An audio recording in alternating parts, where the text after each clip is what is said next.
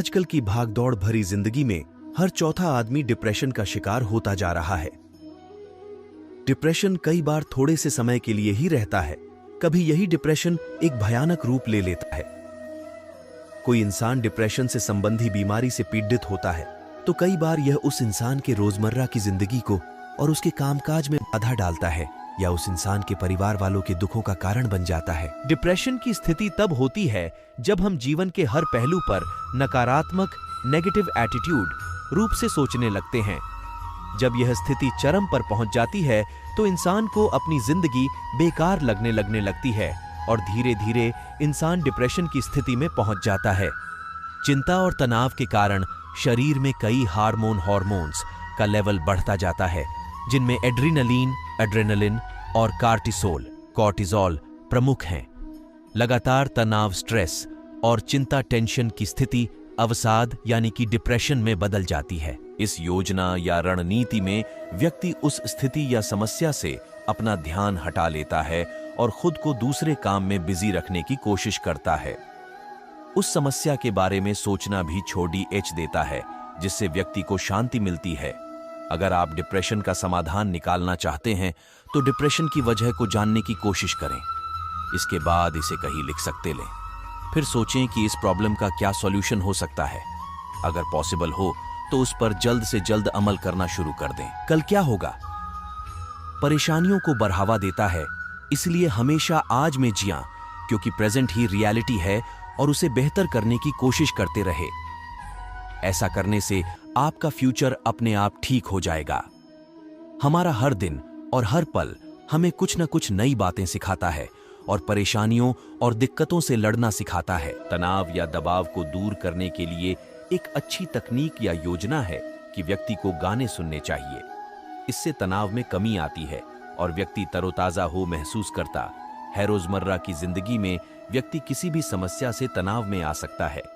ऐसे में ये तरीका या युक्ति बहुत काम आती है कि व्यक्ति अपनी समस्याओं को दूसरे लोगों जैसे दोस्त, भाई, बहन आदि के साथ बांटता या साझा करता है, तो इससे उसका मन हल्का हो जाता है और तनाव कम हो जाता है, क्योंकि उसके मन में पैदा हुई भावनाएं निकल जाती हैं। अक्सर तनाव को कम करने के लिए व्यक्ति शराब, ड्रग्स, सिगरेट आदि का सहारा लेते हैं, जिससे कुछ टाइम के लिए तो वो उस स्थिति से दूर हो जाते हैं, लेकिन धीरे धीरे वो एक गंभीर लत बन जाती है जो एक नए तनाव को पैदा करती है। इसलिए इंसान को इससे दूर ही रहना चाहिए। हंसने से स्ट्रेस का स्तर कम होता है और हमारी मांसपेशियों को आराम मिलता है। इससे फील गुड फैक्टर बढ़ता है और एंडोर्फिन हार्मोन्स की मात्रा बढ़ती है और इससे हम रिलैक्स महसूस करते हैं। अकेलापन डिप्रेशन का एक सबसे बड़ा कारण है। अगर आपके परिवार में कोई इंसान डिप्रेशन से पीड़ित है तो जितना हो सके उसके साथ समय बिताए। ज्यादा डिप्रेशन में अक्सर लोगों में आत्महत्या का विचार सबसे पहले आता है, इसलिए जितना हो सके उस इंसान के साथ समय बिताए। इसके साथ ही ऐसे बहुत से NGO है जो डिप्रेशन से जूझ रहे लोगों की मदद करते हैं। आप उन्हें फोन करके अपनी प्रॉब्लम्स का सॉल्यूशन जान सकते हैं। अंत में हम फिर यही कहेंगे कि लोग अपनी मनोवैज्ञानिक समस्याओं पर पर्दा डाले रहते हैं।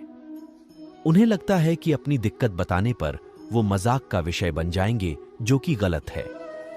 यह रवैया दिक्कत को कम करने की बजाय और बढ़ा देता है। अगर आपको या आपके आसपास किसी को डिप्रेशन बहुत ज्यादा हो गया है तो उसे किसी साइकोलॉजिस्ट या साइकाइट्रिस्ट के पास जरूर जाए। इसका इलाज मनोवैज्ञानिक तरीके से बहुत आसानी से किया जा सकता है। गीता में श्री कृष्ण ने कहा है कि समय कभी एक जैसा नहीं रहता है, यह हमेशा ही बदलता रहता है। इसलिए हमें कभी भी एक परिस्थिति में नहीं रहना चाहिए। जो लोग दूसरों को बेवजह रुलाते हैं उन्हें भी आगे चलकर रोना पड़ता है। जो लोग दूसरों को दुख देते हैं उन्हें भी अपने जीवन में आगे चलकर दुख भोगना पड़ता है। गीता में श्री कृष्ण ने बुद्धिमान व्यक्ति की पहचान बताई है। गीता के अनुसार सबसे समझदार और स्थिर बुद्धि वाला व्यक्ति वही होता है जो सफलता मिलने पर अहंकार में नहीं करता है और विफलता मिलने पर गम में नहीं डूब जाता। श्री कृष्ण कहते हैं कि केवल डरपोक और कमजोर लोग ही चीजों को भाग्य पर छोड़ते हैं। वहीं जो लोग मजबूत और खुद पर भरोसा करने वाले होते हैं वे कभी भी नियति या भाग्य पर निर्भर नहीं रहते हैं। गीता के अनुसार कभी भी सिर्फ दिखावे के लिए अच्छा नहीं बनना चाहिए, क्योंकि परमात्मा से कुछ भी नहीं छिपा है। वो आपको बाहर से नहीं बल्कि भीतर से भी जनता है। इसीलिए कोई भी बदलाव पूरी तरह से स्वयं के लिए होना चाहिए।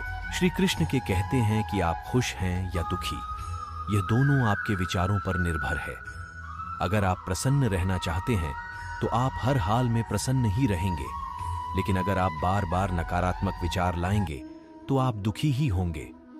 विचार ही हर व्यक्ति का शत्रु और मित्र होता है। श्री कृष्ण कहते हैं, किसी के साथ चलने से ना तो कोई खुशी मिलती है और ना ही लक्ष्य। इसलिए मनुष्य को सदैव अपने कर्मों पर विश्वास करते हुए अकेले चलते रहना चाहिए। गीता में श्री कृष्ण ने कर्म योग, भक्ति योग और ज्ञान योग को ही कल्याण का प्रमुख साधन बताया है। कर्म के प्रवाह से संबंध का टूट जाना ही जीवन का लक्ष्य है, और यह लक्ष्य उपर्युक्त तीनों मार्गों से प्राप्त हो सकता है।